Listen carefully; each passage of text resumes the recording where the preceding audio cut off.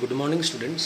আমরা সায়েন্সের আজকে একটা নতুন চ্যাপ্টার পড়ব, ফুড অ্যান্ড হেলথ। এই চ্যাপ্টারটা আজকে স্টার্ট করব। দেখো, এই চ্যাপ্টারটা হচ্ছে mainly related to food and health, মানে ফুডের সঙ্গে হেলথের কী রিলেশন। আমরা সবাই জানি যে all living organisms they need food. যত লিভিং অর্গানিজমস রয়েছে, প্লান্ট বলো, অ্যানিমালস বলো, হিউম্যান বিংস বলো, প্রত্যেকের কিন্তু ফুড দরকার। কারণ ফুড কী করে? ইট প্রোভাইড আস এনার্জি, আমাদের এনার্জি প্রোভাইড করে যাতে আমরা কাজ করতে পারি, তাই তো? তার জন্য কিন্তু ফুড দরকার, প্রত্যেকটা লিভিং অর্গানিজমেরই কিন্তু ফুড দরকার।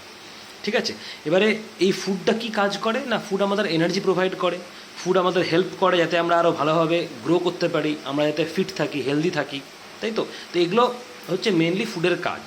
ঠিক আছে, তাহলে আমরা যদি একটা একটা করে পয়েন্ট ওয়াইজ পড়ি যে ফুড আমাদের কী কী কাজ করে। Number one, food help us to grow and stay healthy,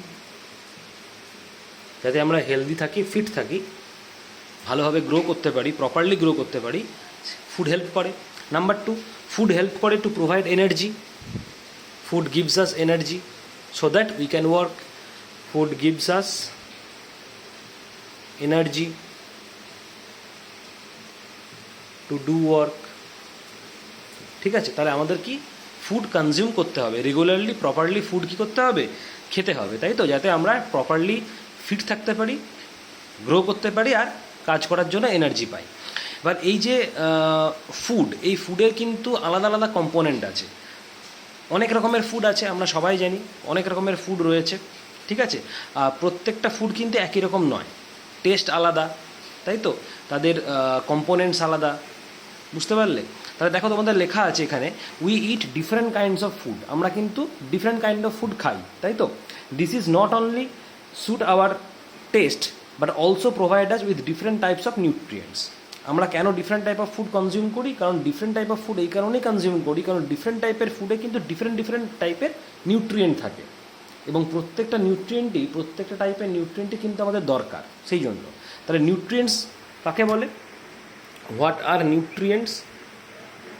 এই নিউট্রিয়েন্টসের জন্যই কিন্তু আমরা ডিফারেন্ট ডিফারেন্ট টাইপের ফুড কনজিউম করি। নিউট্রিয়েন্টস কাদেরকে বলে?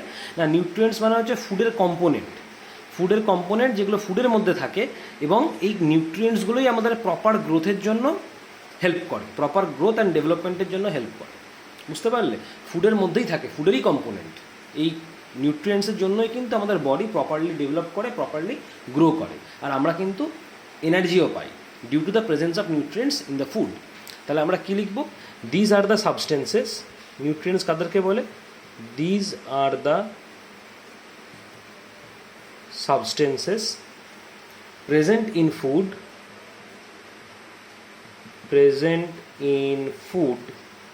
that are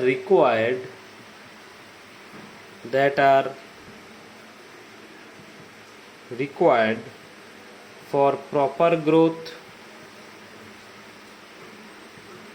and development of our body, for proper growth and development of our body. আমাদের বডির প্রপার গ্রোথ আর ডেভেলপমেন্টের জন্য কিন্তু এই নিউট্রিয়েন্টসগুলো দরকার, যেগুলো ফুডে থাকে। কী কী রকমের নিউট্রিয়েন্টস হয় তোমরা সবাই জানো। যেমন ধরো, কার্বোহাইড্রেট হতে পারে, প্রোটিন হতে পারে, ফ্যাট হতে পারে, ভিটামিন হতে পারে, মিনারেলস হতে পারে। এই পাঁচটা টাইপেরই মেন নিউট্রিয়েন্টস কিন্তু আমাদের ফুডে থাকে। তাহলে এখানে আমরা একটা একটা করে লিখি। যেমন কার্বোহাইড্রেটস, ফ্যাটস, প্রোটিনস, ভিটামিনস, আর কি? মিনারেলস। এই পাঁচটা টাইপের নিউট্রিয়েন্টই কিন্তু খাবারে থাকে। ঠিক আছে, আচ্ছা, এরপরে দেখো কি লেখা আছে। Observe the healthy eating pyramid given below. একটা পিরামিড দেওয়া আছে, হেলদি ইটিং পিরামিড। দেখো, বইতে দিয়েছে diagram. It shows the proportion of food staff and nutrients that we should it for making our food balanced and good for our health. এই food pyramid যেটা বইতে তোমাদের দেখো ছবি দিয়েছে, এই ফুড পিরামিডকে বলছে হেলদি ইটিং পিরামিড, যেখানে প্রত্যেকটা কিন্তু ফুড স্টাফগুলো কতটা করে দরকার, এবং প্রত্যেকটা ফুড স্টাফে কী কী নিউট্রিয়েন্টস আছে, কতটা করে আমাদের প্রয়োজন, রিকোয়ার্ড, সেটা কিন্তু এখানে দেওয়া আছে বইতে। দেখো, পিরামিডে একদম দেখো ওপরের দিকে কী দিয়েছে? Fat, salt and sugar. আমি দেখো দেখাচ্ছি এখানে ছবিটা এঁকে, এটা মুছে দিচ্ছি, মুছে ছবিটা দেখলে বুঝতে পারবে। দেখো এরকম একটা পিরামিডের মতো দেওয়া আছে, ট্রায়াঙ্গুলার। একদম উপরের যে পোর্শনটা, এই পোর্শনে দেখো দেওয়া আছে ফ্যাট, সল্ট অ্যান্ড সুগার, যেগুলো আমাদের কম খেতে বলছে, তাই না? ইট লেস। কী কী আছে এখানে? ফ্যাট আছে, সল্ট আছে, আর সুগার আছে এই পোর্শনটাতে। তারপরের পোর্শনে দেখো ইট মডারেটলি, মানে খুব কমও খাবে না, খুব বেশিও খাবে না। ইট মডারেটলি। কী কী ফুড স্টাফ আছে এই সেকেন্ড জোনে? সেকেন্ড জোনে দেখো দিয়েছে মিল্ক আছে, ডেয়ারি প্রোডাক্ট আছে, বিন প্রোডাক্ট আছে। মিল্ক আর ডেয়ারি প্রোডাক্ট বলতে তোমার মাখন হতে পারে, বাটার হতে পারে, চিজ হতে পারে, ঠিক আছে? এগুলো হচ্ছে মিল্ক আর মিল্ক প্রোডাক্টের মধ্যে পড়ে যাচ্ছে। মিট আছে, এগুলো কি কম্পারেটিভলি একটু মডারেটলি আমাদের খেতে হবে। তাহলে এখানে তোমার চলে যাচ্ছে milk, milk products, bean products আর মিট অ্যান্ড মিট। এটা হচ্ছে সেকেন্ড জোনে, ঠিক আছে? Milk, milk products, bean products আর মিট। তারপরের যে জোনটা আছে ওখানে দেখা দেওয়া আছে ইট মোর, মানে বেশি বেশি খেতে বলছে, ইট মোর। তাহলে এই থার্ড জোনটা কি? থার্ড জোনটা দেখা দেওয়া আছে ফ্রুট আর vegetables, fruits and vegetables, fruits আর ডিফারেন্ট ডিফারেন্ট ভেজিটেবলস। লাস্ট যে জোনটা ওখানে দেখা দেওয়া আছে eat the most, eat the most, মানে আরও বেশি খেতে বলেছে।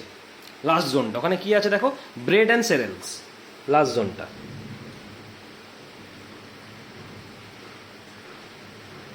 ঠিক আছে? তো এই হচ্ছে তোমাদের হেলদি ইটিং পিরামিড। এটা পড়তে হবে। আমাদের এখান থেকে কোশ্চেন আসে যে what are the food stuffs that we should eat. তাহলে আমাদের কী করতে হবে? এইগুলো লিখতে হবে, ইট মডারেটলি, ইট মোর এগুলো লিখতে হবে, ইট দ্য মোস্ট এগুলো লিখতে হবে। আর ইট লেস মানে কি, কম খেতে বলছে, বুঝতে পারলে? তো এটা হচ্ছে হেলদি ইটিং পিরামিড। আচ্ছা, এর পরের পেজে চলে আসো। পরের পেজে দেখো দিয়েছে we already know that there are different types of foods. Different type of food রয়েছে দেখো, ফ্যাট, সল্ট, সুগার, তারপরে মিল্ক, মিল্ক প্রোডাক্ট বলো, ফ্রুট, ভেজিটেবল বলো, ব্রেড, সিরিয়ালস বলো, সব কি ডিফারেন্ট ডিফারেন্ট টাইপের ফুড। প্রত্যেকটা ফুডের মধ্যে কিন্তু ডিফারেন্ট ডিফারেন্ট নিউট্রিয়েন্ট আছে, আর প্রত্যেকটা ফুডের কিন্তু টেস্ট আলাদা আলাদা, তাই তো? আচ্ছা, কি বলেছে? We already know that there are different types of food that is energy giving, body building and protective food. দেখো ফুডকে আমরা যদি ক্লাসিফিকেশন করি, ফুডের তিন রকম ক্লাসিফিকেশন হয়। একটা হচ্ছে এনার্জি গিভিং ফুড, যেগুলো তোমাকে এনার্জি প্রোভাইড করবে, মেনলি ওর কাজ হচ্ছে এনার্জি প্রোভাইড করা। আরেকটা হচ্ছে বডি বিল্ডিং ফুডস, মানে প্রোটিন টাইপের ফুড, যার মধ্যে প্রোটিন বেশি থাকবে, সেগুলো বডির প্রপার গ্রোথে কাজে লাগবে। আর লাস্ট ক্যাটাগরি হচ্ছে প্রোটেক্টিভ ফুড, যেগুলো তোমাকে বডিকে প্রোটেক্ট করবে, মানে কি বাইরে থেকে যাতে কোনো হার্মফুল কোনো ব্যাকটেরিয়া বলো, কোনো ভাইরাস বলো, যাতে ইজিলি অ্যাটাক করতে তোমাকে না পারে, তোমার বডিকে প্রোটেক্ট করবে বাইরে থেকে, কোনো এক্সটার্নাল বিপদ থেকে প্রোটেক্ট করবে, দ্যাট ইজ প্রোটেক্টিভ ফুড। তা তিন রকমের ফুড হয়। আমরা এখানে যদি ক্লাসিফাই করি, ফুডের তিন রকম ফুড আমরা ক্লাসিফাই করবো। একটা হচ্ছে তোমার energy giving food, energy giving food, যেগুলো আমাদের এনার্জি প্রোভাইড করবে। দু নম্বর হচ্ছে body building food, body building food. আর তিন নম্বর হচ্ছে প্রোটেক্টিভ ফুডস, প্রোটেক্টিভ ফুড। ঠিক আছে? আচ্ছা, এরপরে কি দিয়েছে? They should be taken in appropriate amount so that our diet is balance. বলছে প্রত্যেকটা টাইপের ফুডই কিন্তু আমাদের কিন্তু খেতে হবে, এবং অ্যাপ্রোপ্রিয়েট অ্যামাউন্ট, প্রপার অ্যামাউন্টে খেতে হবে, যাতে আমাদের ডায়েটটা মেনটেন থাকে। এরকম নয় যে আমি শুধু এনার্জি গিভিং ফুডই খাবো, বাকিগুলো খাবো না, বা শুধু প্রোটেক্টিভ ফুডই খাবো, বাকিগুলো খাবো না, তা নয়। কিন্তু প্রত্যেকটা টাইপের ফুডই কিন্তু আমাদের ডায়েটে রাখতে হবে, আর প্রপার অ্যামাউন্টে রাখতে হবে, যাতে আমাদের ডায়েটটা মেনটেন হয়, আর আমরা প্রত্যেকটা ফুড থেকেই যা যা নিউট্রিয়েন্টস আমাদের দরকার প্রত্যেকটাই আমরা পাই। ঠিক আছে? আচ্ছা, এরপরে দেখো তোমাদের একটা চার্ট দেওয়া আছে। দেখো দেওয়া আছে ব্যালেন্স ডায়েট। এই জায়গাটা কিন্তু খুব ইম্পর্টেন্ট। ব্যালেন্স ডায়েট কাদেরকে বলে? Balance diet. দেখো ব্যালেন্স ডায়েট কথার মানে হচ্ছে যে ডায়েটটা ব্যালেন্সড, মানে সব দিক থেকে ব্যালেন্স। মানে এইরকম ডায়েটে তোমার এনার্জি গিভিং ফুডসও কিছু থাকবে, কিছু বডি বিল্ডিং ফুডসও থাকবে, কিছু প্রোটেক্টিভ ফুডও থাকবে, প্রত্যেকটাই কিন্তু অ্যাপ্রোপ্রিয়েট অ্যামাউন্টে থাকবে। সেই ডায়েটকে বলা হয় ব্যালেন্স ডায়েট। বুঝতে পারলে? তাহলে এই ব্যালেন্স ডায়েটে দেখো তোমাদের দেওয়া আছে, কী দেওয়া আছে? প্রোটিন দেওয়া আছে, ফ্যাট দেওয়া আছে, ভিটামিন দেওয়া আছে, মিনারেলস দেওয়া আছে, কার্বোহাইড্রেটস দেওয়া আছে। তার মানে খাবারের যতগুলো কম্পোনেন্ট হয়, মানে যতগুলো নিউট্রিয়েন্টস হয় খাবারের, কার্বোহাইড্রেট বলো, প্রোটিন বলো, ফ্যাট বলো, ভিটামিন বলো, প্রত্যেকটাই কিন্তু অ্যাপ্রোপ্রিয়েট অ্যামাউন্টে থাকবে। কোনোটাই কিন্তু খুব বেশি থাকবে না, কোনোটাই কিন্তু খুব কম থাকবে না।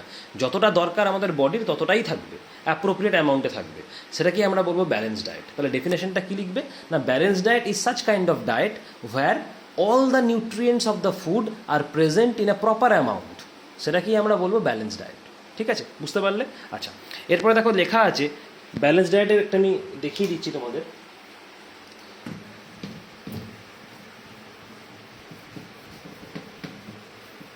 দেখো, তাহলে ব্যালেন্স ডায়েটে দেখো তোমাদের এখানে একটা ডায়াগ্রামের মতো করে দেওয়া আছে ব্যালেন্সড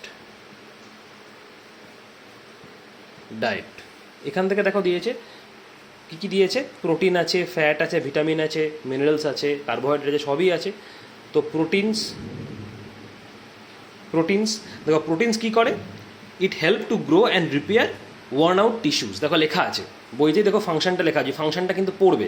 কী লেখা আছে প্রোটিনের ফাংশনে, help to grow and repair worn out tissues, মানে টিস্যুগুলোকে গ্রো করতে হেল্প করে। আমাদের বডিতে যে ডিফারেন্ট ডিফারেন্ট টিস্যু রয়েছে, সেই টিস্যুগুলোকে যাতে গ্রো হয়, প্রপারলি গ্রো হয়, সে গ্রো করতে হেল্প করে। আর যদি কোনো টিস্যু ধরো কোনো কারণে ড্যামেজ হয়ে গেল, সেটাকে রিপেয়ার করতেও হেল্প করে। এটা হচ্ছে প্রোটিন। ঠিক আছে, 2 নম্বর দেখো দিয়েছে ফ্যাট। 2 নম্বর কম্পোনেন্ট কী থাকবে, ব্যালেন্স ডায়েটে ফ্যাটও থাকবে, সব নিউট্রিয়েন্টসই থাকে। তাহলে 2 নম্বর দিয়েছে ফ্যাট। ফ্যাট কী করে, মেনলি এনার্জি প্রোভাইড করে। They provide energy and keep the body warm, আমাদের বডিকে ওয়ার্ম রাখে, টেম্পারেচারটা মেনটেন করে বডির, আর এনার্জি প্রোভাইড করে। এটা হচ্ছে ফ্যাটের কাজ। আলাদা আলাদা করে কিন্তু পড়তে হবে প্রত্যেকটা নিউট্রিয়েন্টের কাজ। 3 নম্বর দেখো দিয়েছে ভিটামিনস। ভিটামিনস কি হেল্প করে না, ভিটামিন হেল্প করে necessary for proper functioning of the body. প্রত্যেকটা টিস্যু যাতে বডিতে প্রপারলি ওয়ার্ক করে, প্রপারলি ফাংশন করে, সেটা দেখে হচ্ছে ভিটামিন। এটা ভিটামিনের কাজ। ঠিক আছে, 4 নম্বর কম্পোনেন্ট কি, নিউট্রিয়েন্টস। 4 নম্বর নিউট্রিয়েন্টস হচ্ছে মিনারেলস। 4 নম্বর নিউট্রিয়েন্টস মিনারেলস। মিনারেলসের কী কাজ দেখো লেখা আছে, necessary for proper functioning of our body. এটাও তাই, ভিটামিনের মতো কাজ, একই রকম। ভিটামিনের যা কাজ, মিনারেলসেরও তাই কাজ। ঠিক আছে, আচ্ছা 5 নম্বর দেখো দিয়েছে কার্বোহাইড্রেট। লাস্ট তোমাদের নিউট্রিয়েন্টস খাবারের কার্বোহাইড্রেটস এর কী কাজ, এটা হচ্ছে এনার্জি প্রোভাইড করে, ফ্যাটের মতো। ফ্যাটের কী কাজ ছিল, এনার্জি প্রোভাইড করা আর বডির টেম্পারেচারটা মেনটেন করা। কার্বোহাইড্রেটের কাজ হচ্ছে শুধু এনার্জি প্রোভাইড করা। তাহলে এই দুটো কিন্তু এনার্জি প্রোভাইড করে, ফ্যাট আর কার্বোহাইড্রেট। তাহলে এই দুটো কী হয়ে গেল, এনার্জি গিভিং ফুডস। আমরা একটু আগে পড়লাম না ফুডের classification, energy giving foods, protective food, body building foods. তাহলে এই ফ্যাটও এনার্জি প্রোভাইড করে, কার্বোহাইড্রেটও এনার্জি প্রোভাইড করে। তাহলে এই ফ্যাট আর কার্বোহাইড্রেট তোমার হয়ে গেল কি, এনার্জি গিভিং ফুডস। বুঝতে পারলে? আচ্ছা, বডি বিল্ডিং ফুডস কোনগুলো, বডি বিল্ডিং ফুডস হচ্ছে প্রোটিন। যেগুলো প্রোটিন সেগুলো হচ্ছে বডি বিল্ডিং ফুডস, কারণ প্রোটিন হেল্প করে mainly to grow the tissue and to repair the tissue. তাহলে প্রোটিন হয়ে গেল তোমার বডি বিল্ডিং ফুড। আর ভিটামিনস মিনারেলস যেটা রইল পড়ে, এটা হচ্ছে প্রোটেক্টিভ ফুড। ক্লিয়ার হলো জিনিসটা? তাহলে এই হলো তোমার ব্যালেন্স ডায়েট, যেখানে প্রত্যেকটা কম্পোনেন্টই কিন্তু প্রপার অ্যামাউন্টে প্রেজেন্ট থাকবে। ঠিক আছে, আচ্ছা, তো এই হলো ফুডের পার্ট। এরপর আমরা চলে আসি হেলথ। কারণ উইদাউট ফুড কিন্তু হেলথ তোমার ঠিকঠাক থাকবে না। যদি ঠিকঠাক খাবার না খাওয়া হয়, তাহলে কিন্তু হেলথ প্রপার মেনটেন হবে না, তাই তো? তাহলে এরপর চলে আসি আমরা হেলথ। দেখো হেলথ কি বলেছে, health is a state of complete physical and mental wellbeing. মানে যে কোনো পার্সনের হেলথ বলতে বোঝায় সে প্রপারলি ফিজিক্যালি আর mentally fit. Physical and mental দুটোই কিন্তু বলতে হবে, ফিজিক্যালিও ফিট, মেন্টালিও ফিট, দুদিক থেকেই কিন্তু ফিট। তাকে আমরা বলবো health. It is a state of someone's complete physical and mental fitness, তাকে আমরা বলবো হেলথ। ঠিক আছে, তাহলে লেখো, ইট ইজ আ স্টেট অফ complete physical and mental well-being. মানে হচ্ছে সে fit both physically and mentally, এটাকে আমরা হেলথ বলবো। ঠিক আছে, for maintaining good health our body needs. দেখো লেখা আছে ভালো ঠিকঠাক হেলথের জন্য বা প্রপারলি হেলথের জন্য, গুড হেলথের জন্য কী কী দরকার। দেখো এখানে কোশ্চেনটা আসে, কতগুলো পয়েন্ট আছে দেখো। ফর মেনটেনিং গুড হেলথ কী কী দরকার, what are the conditions that required for maintaining good health. Number 1 balance diet. Number 1 একদম প্রথমেই আসবে ব্যালেন্স ডায়েট। আমাদের বডি কিন্তু ব্যালেন্স ডায়েট কনজিউম করতে হবে, ব্যালেন্স ডায়েট খেতে হবে। ব্যালেন্স ডায়েট মানে কি, যে ডায়েটে প্রত্যেকটা নিউট্রিয়েন্টসই কিন্তু ডেফিনাইট অ্যামাউন্টে, অ্যাপ্রোপ্রিয়েট অ্যামাউন্টে থাকবে, সেটাকে বলা হয় ব্যালেন্স ডায়েট। তার মানে তুমি যদি ব্যালেন্স ডায়েট কনজিউম করো, ডায়েটটা তোমার যদি ঠিকঠাক থাকে, তাহলে সেখানে তুমি কি প্রত্যেকটা কম্পোনেন্টসই তুমি পাবে খাবারের, যেগুলো যেগুলো তোমার বডির দরকার, তাই না? আচ্ছা, তাহলে ফার্স্ট হচ্ছে এই ব্যালেন্স ডায়েট, এটা মেনটেন করতে হবে। Balance diet number 2, regular exercise, properly regular নিয়ম করে এক্সারসাইজ করতে হবে, regular exercise is to be done. Number 3, properly rest নিতে হবে, কারণ আমাদের বডির রেস্টও দরকার, কারণ আমাদের বডি কি, আমাদের body it's like a machine, তাই তো? তো মেশিনের যেরকম রেস্ট দরকার সেরকম বডিরও রেস্ট দরকার। তাহলে কী করতে হবে? Proper rest to be taken, proper rest. 4 number কি? পার্সোনাল হাইজিনিটি মেনটেন করতে হবে, পরিষ্কার পরিচ্ছন্ন থাকতে হবে, ঠিক আছে? তাহলে কী লিখব? গুড পার্সোনাল হাইজিন,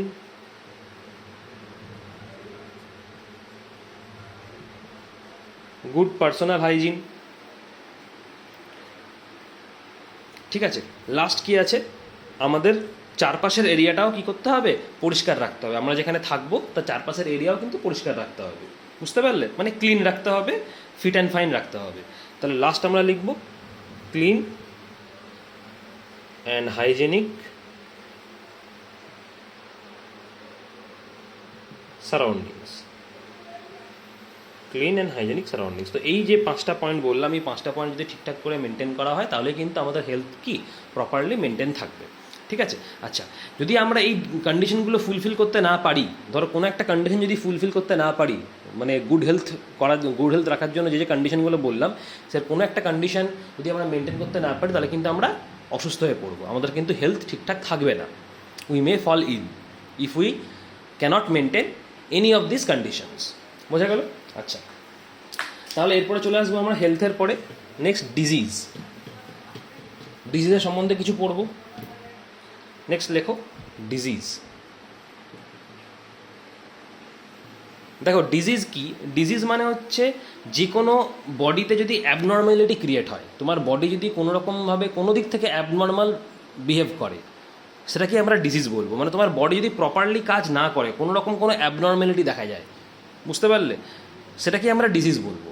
মানে কোনো যদি প্রবলেম হয়, সে কোনো কিছুতেই হোক না কেন, সেটাকে আমরা বলবো ডিজিজ।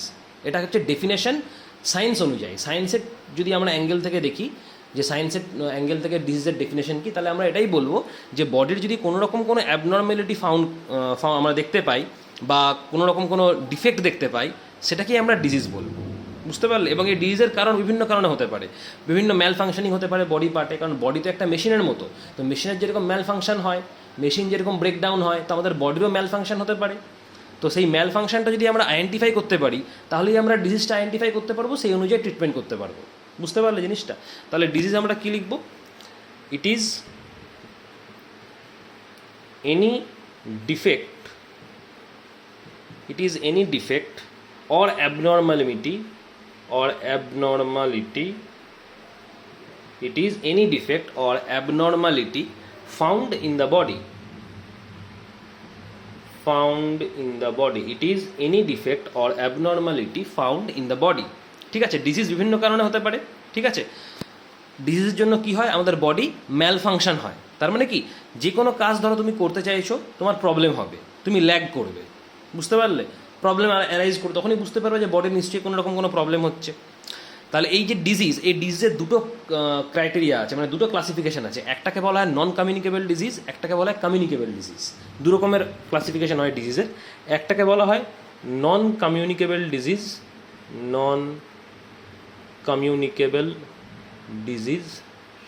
আরেকটা হচ্ছে কমিউনিকেবল ডিজিজ। দেখো একটা একটা করে আমরা পড়বো যে নন কমিউনিকেবল ডিজিজ কি, কমিউনিকেবল ডিজিজ কি। নন কমিউনিকেবল ডিজিজ মানে হচ্ছে যে ডিজিজটা মানে একটা পার্সন থেকে আরেকটা পার্সনে ট্রান্সমিট করবে না, মানে একজন পার্সনের থেকে আরেকজন পার্সনে যাবে না, ছড়াবে না জিনিসটা, একজন পার্সন থেকে আরেকজন পার্সনে জিনিসটা ট্রান্সমিট করবে না, ডিজিজটা ট্রান্সমিট করবে না, তাদেরকে বলা হয় নন কমিউনিকেবল ডিজিজ। তার ডেফিনেশন কী লিখবো? যে non communicable disease are those disease which do not get transmitted from one person to another person. একটা পার্সন থেকে আরেকটা পার্সনের ডিজিজটা ট্রান্সমিট করবে না, স্প্রেড করবে না, সেগুলোকে বলা হয় নন কমিউনিকেবল ডিজিজ, বুঝতে পারলে? কমিউনিকেবল ডিজিজ কোনগুলো? উল্টো, যেগুলো একটা পার্সন থেকে আরেকটা পার্সনে ট্রান্সমিট করবে, একজন পার্সন থেকে একটা পার্সনে স্প্রেড করে যাবে, সেগুলোকে বলা হয় কমিউনিকেবল ডিজিজ, বুঝতে পারলে জিনিসটা? আচ্ছা, তাহলে আগে আমরা নন কমিউনিকেবল ডিজিজটা ডিসকাস করবো। দেখো তোমাদের কী লিখেছে, এর পরের পেজটা দেখো, লিখেছে diseases which generally do not transmitted from one person to another are called non communicable diseases, while some of these diseases may be present as birth a number of them are caused due to the deficiency of some particular nutrient. বলছে নন communicable disease কিছু কিছু আছে যেগুলো by birth থাকে, মানে জন্মের সময়তেই থাকে কারো কারো, আর ম্যাক্সিমাম জিনিসটা কিন্তু ম্যাক্সিমাম নন কমিউনিকেবল ডিজিজ কিন্তু আফটার বার্থ হয়, সামহাও কোনো কারণে আফটার বার্থ সেটা দেখা যায়।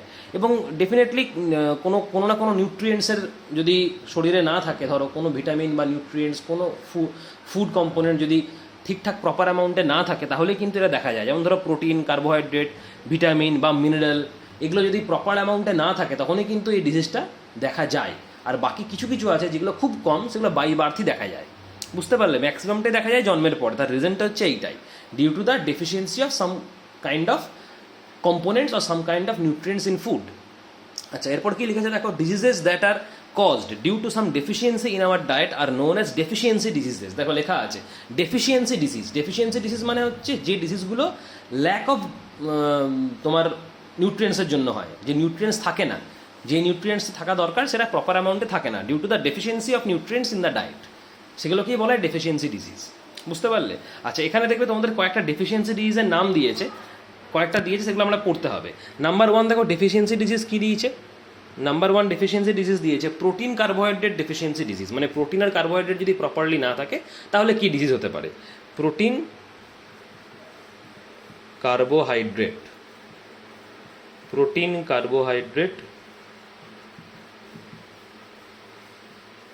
Deficiency disease. যদি আমাদের ফুডে প্রপারলি প্রোটিন আর কার্বোহাইড্রেট না থাকে তাহলে কি ডিজিজ হতে পারে? দেখো লিখেছে protein is a body building food বা body building nutrients and carbohydrate is the energy giving nutrient. এটা আমরা জানি, একটু আগে ডিসকাস করলাম যে প্রোটিন হচ্ছে বডি বিল্ডিং নিউট্রিয়েন্ট আর কার্বোহাইড্রেট হচ্ছে এনার্জি গিভিং নিউট্রিয়েন্ট। তাহলে আমরা বুঝতে পারছি যে প্রোটিন আর কার্বোহাইড্রেট যদি না থাকে তাহলে আমরা কি, কার্বোহাইড্রেট যদি না থাকে তাহলে এনার্জি পাবো না, যেহেতু ওটা এনার্জি গিভিং নিউট্রিয়েন্ট। আর প্রোটিন যদি তুমি প্রপারলি অ্যামাউন্টে না থাকে তাহলে বডি তোমার ঠিকঠাক গ্রো করবে না। বুঝতে পারলে? আচ্ছা, এখানে দেখবে দুটো পিকচার দিয়েছে তোমাদের, একটা দিয়েছে দেখো হেলদি চাইল্ড, একটা হচ্ছে উইক চাইল্ড। তাহলে হেলদি চাইল্ড তুমি দেখলেই বুঝতে পারছো সেই চাইল্ডকে দেখে কি মনে হচ্ছে, কত ফ্রেশ, কত এনার্জেটিক, তাই না? আর যে উইক চাইল্ড তাকে তুমি দেখলে বুঝতে পারছো তার বডি কিন্তু প্রপারলি গ্রো করেনি। তার মানে কি, তার কোনো এনার্জি থাকবে না, তার মানে তার ডায়েটে কি ডেফিনেটলি তোমার প্রোটিন আর কার্বোহাইড্রেট কিন্তু প্রপার নেই, মিসিং।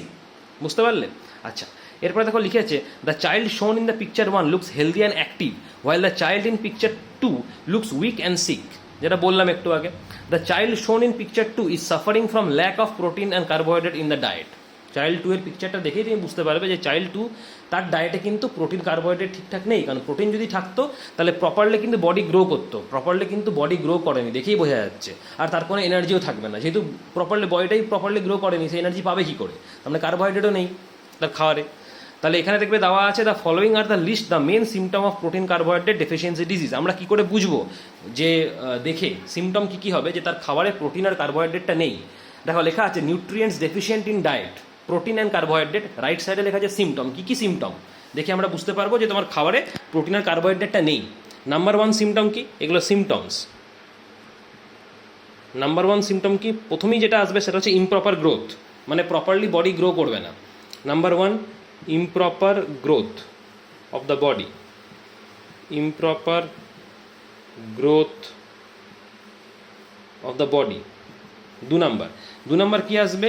স্কিন লুজ হবে আর সানকেন আইজ, মানে কি চোখ কুঁচকে যাবে। বুঝতে পারলে? সানকেন আইজ মানে হচ্ছে চোখটা ভালো করে খুলতে পারবে না, ওপেনলি প্রপারলি ওপেন করতে পারবে না, যেটাকে বলে সানকেন আইজ। তাহলে আমরা কি লিখব? Loose skin and sunken eyes.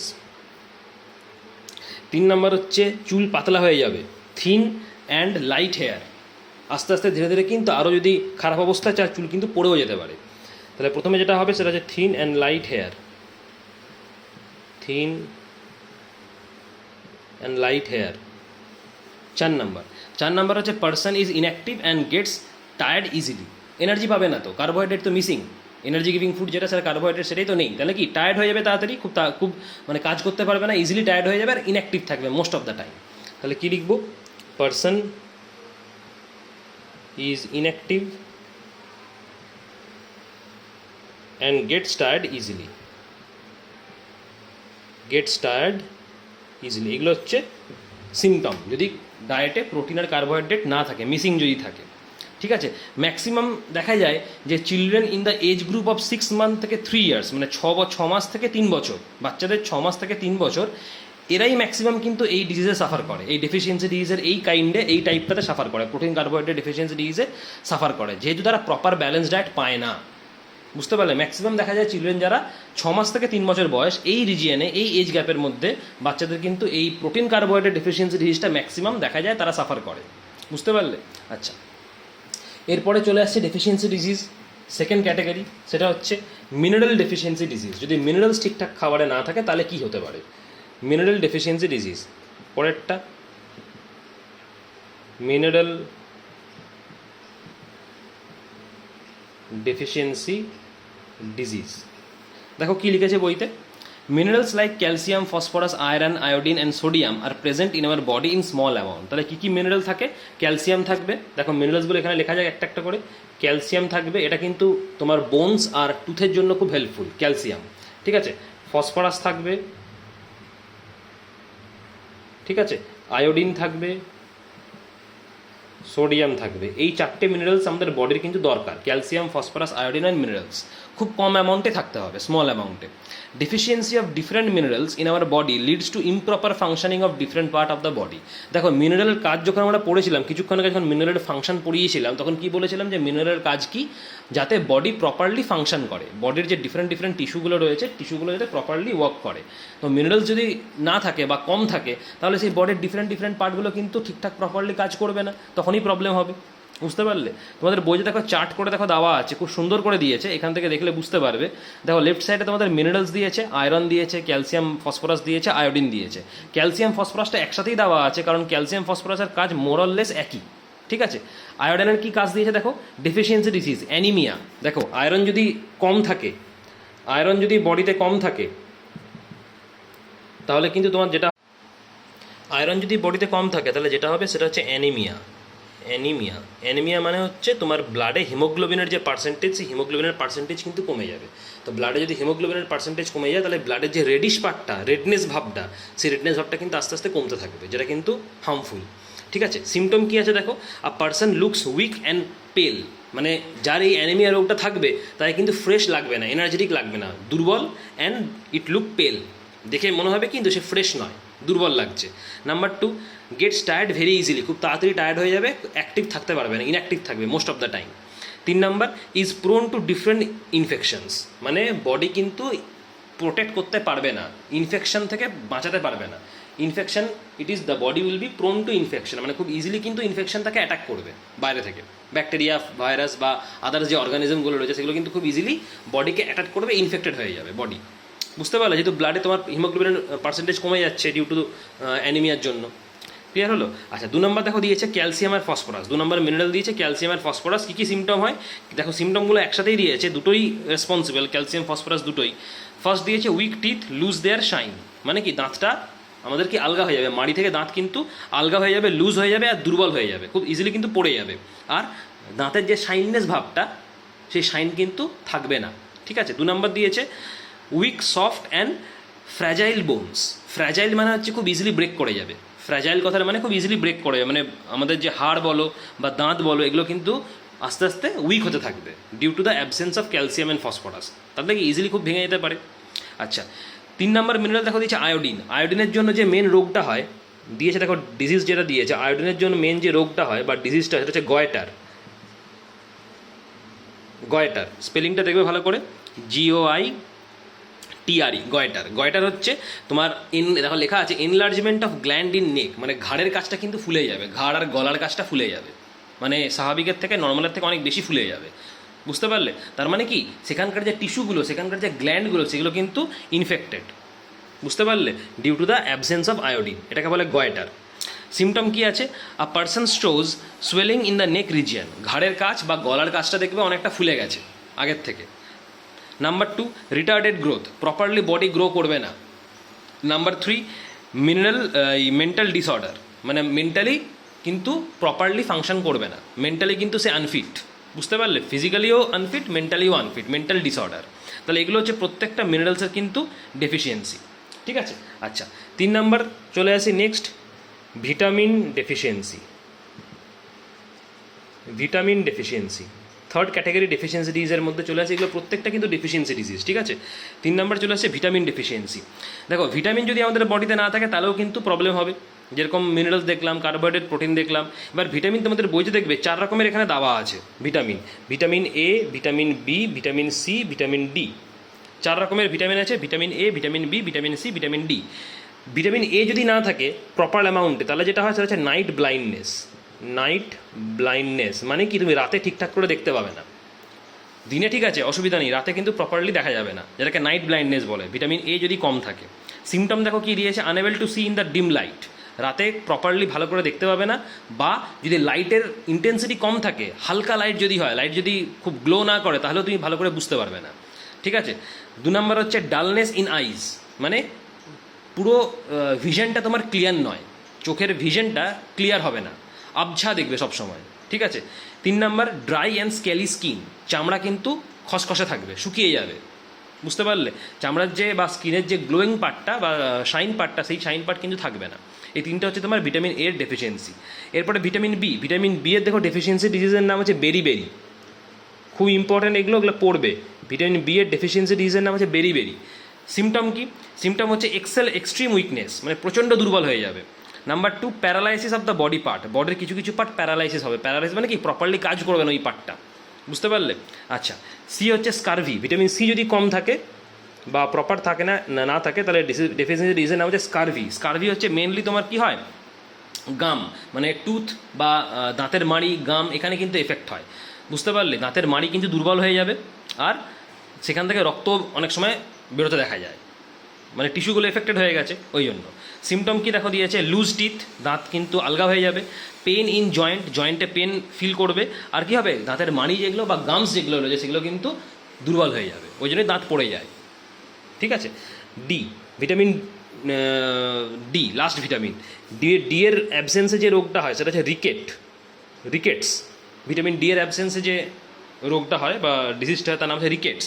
Symptom কি, বোনস দুর্বল হয়ে যাবে, হাড়গুলো দুর্বল হয়ে যাবে, পাতলা হয়ে যাবে, বুঝতে পারলে। আর সরু হয়ে যাবে, আগের মতো কিন্তু থাকবে না। Weak bones and soft. Bow shape legs, দেখো নিচে দেখো বো শেপ লেগ তোমাদের দেখো দিয়েছে রিকেটসে। পাগুলো দেখো অনেকটা সোজা নেই, কিন্তু অনেক তীর ধনুকের মতো কিন্তু বেঁকে গেছে, ওটাকে বলে বো শেপ লেগস। দেখো নিচে ডায়াগ্রাম দিয়েছে তোমাদের বইতে, পাগুলো কিন্তু স্ট্রেট নেই, ওটাকে বলে রিকেট রোগ হয়েছে, দেখলেই বুঝতে পারবে, মানে ভিটামিন ডি কম আছে, বুঝতে পারলে। আচ্ছা, এরপরে চলে আসবো আমরা প্রিভেনশন, কী করে আমরা প্রিভেন্ট করবো। সবগুলো ডেফিসিয়েন্সি ডিজিজ আমরা পড়লাম। নেক্সট দেখো তোমাদের দিয়েছে প্রিভেনশন অফ ডেফিসিয়েন্সি ডিজিজ, কী করে প্রিভেন্ট করবো, prevention of the deficiency disease. তো যদি আমরা সলিউশন বলতে চাই তাহলে সবার আগে যে সলিউশন আমাদের মাথায় আসবে যে এই ডেফিসিয়েন্সি ডিজিজ কেন হচ্ছে। ডেফিসিয়েন্সি ডিজিজ মেন হচ্ছে যে আমরা প্রপার ব্যালেন্স ডায়েট মেনটেন করে চলি না। আমরা যে ডায়েটটা প্রত্যেক দিন মেনটেন করি সেটা কিন্তু ম্যাক্সিমামই ব্যালেন্স নয়। হয়তো কার্বোহাইড্রেট বেশি রয়েছে কিন্তু ভিটামিন কম আছে, আবার ভিটামিনটা দরকার তোমার, ভিটামিন নেই তো প্রোটিন কম আছে, প্রোটিনটাও প্রয়োজন। তার মানে কি, কোনো একটা খাবারের কম্পোনেন্ট বা নিউট্রিয়েন্ট কিন্তু কম থাকলেই প্রবলেমটা হবে, ডেফিনাইট অ্যামাউন্টে, প্রপার অ্যামাউন্টে থাকতে হবে। তো ওয়ান স্টপ সলিউশন যদি তুমি বলো যে কীভাবে আমি প্রিভেন্ট করবো, 1 নাম্বার একটাই সলিউশন, সেটা হচ্ছে one should take a balance diet. Balance diet কিন্তু তোমাকে মেনটেন করতে হবে, প্রপার অ্যামাউন্টে সমস্ত টাইপের নিউট্রিয়েন্টস কিন্তু খেতে হবে, এটাই একমাত্র সলিউশন। আর কি সলিউশন হতে পারে, আর সলিউশন হতে পারে যেটা গুড ফুড প্র্যাকটিস মেনটেন করতে হবে, মানে কি হাইজেনিক খাবার খেতে হবে, বাইরের খাবার খাওয়া যাবে না, তেল মশলা জাতীয় খাবার খাওয়া যাবে না। প্রপার ঘরে যদি বানানো খাবার খাও সেটা হলে খুবই ভালো হয়, তাহলে হাইজেনিক ফুড মেনটেন করতে হবে। 2 নাম্বার আর কি হতে পারে না, জেনারেলি যারা বাচ্চারা রয়েছে, চিলড্রেন, ধরো তোমার 6 বছর বয়স পর্যন্ত অন্তত, প্রপার অ্যামাউন্টে কিন্তু মিল্ক প্রোডাক্ট, ফ্রুট, জুস এগুলো কিন্তু প্রপারলি খেতে হবে, তাহলে কিন্তু এগুলো মেনটেন করতে পারবে। এই একটাই তোমার উপায় যে তুমি কীভাবে মানে নিজেকে ফিট রাখবে আর প্রিভেন্ট করবে এই ডিজিজগুলো, এছাড়া আর কিন্তু কোনো উপায় নেই, বুঝতে পারলে। আচ্ছা, তোমাদের দেখবে একটা কোশ্চেন আছে, যে কোশ্চেনটা দেখা যাচ্ছে malnutrition. What is malnutrition? Malnutrition মানে কি দেবে, কোশ্চেনটা দেয়, what is malnutrition. Malnutrition মানে হচ্ছে improper growth or improper nourishment, মানে বডি প্রপারলি গ্রো করবে না। তোমার হয়তো সেই বাচ্চাটার বয়স হয়ে গেছে, মানে যে অনুপাতে বয়স হয়েছে বা যে অনুপাতে এজ, সেই অনুযায়ী যা বডি স্ট্রাকচার হওয়া উচিত সেই বডি স্ট্রাকচার কিন্তু নয়। তার মানে কি, গ্রোথটা ইমপ্রপার গ্রোথ, বুঝতে পারলে। তাহলে ম্যাল নিউট্রিশন মানে হচ্ছে যদি সেই বাচ্চাটার বা সেই পার্সনের গ্রোথটা ইমপ্রপার হয়, ঠিক আছে, ইনঅ্যাডিকুয়েট ডায়েট সে যদি খায়, প্রপারলি ডায়েট যদি মেনটেন না করে, তাহলে যে রেজাল্টটা হবে সেটাকেই বলা হয় ম্যাল নিউট্রিশন। মানে নিউট্রিশনটা প্রপারলি সে পায়নি বা নিউট্রিয়েন্টসগুলো প্রপারলি পায়নি, সেটাকেই বলা হয় ম্যাল নিউট্রিশন। বুঝতে পারলে? তোমাদের বই দেখবে দেওয়া আছে, ওখান থেকে পড়ে নেবে। বুঝতে পারলে? তাহলে আমরা এখানে শেষ করলাম নন কমিউনিকেবল ডিজিজ, আমরা শেষ করলাম। ঠিক আছে, পরের দিন আমরা এই কমিউনিকেবল ডিজিজ থেকে স্টার্ট করবো, যে কমিউনিকেবল ডিজিজ কী, কাকে বলে, আমাদের কীভাবে মেনটেন করতে হবে, তখন এগুলো স্টার্ট করবো। আজকে এই অবধি রইল। Thank you.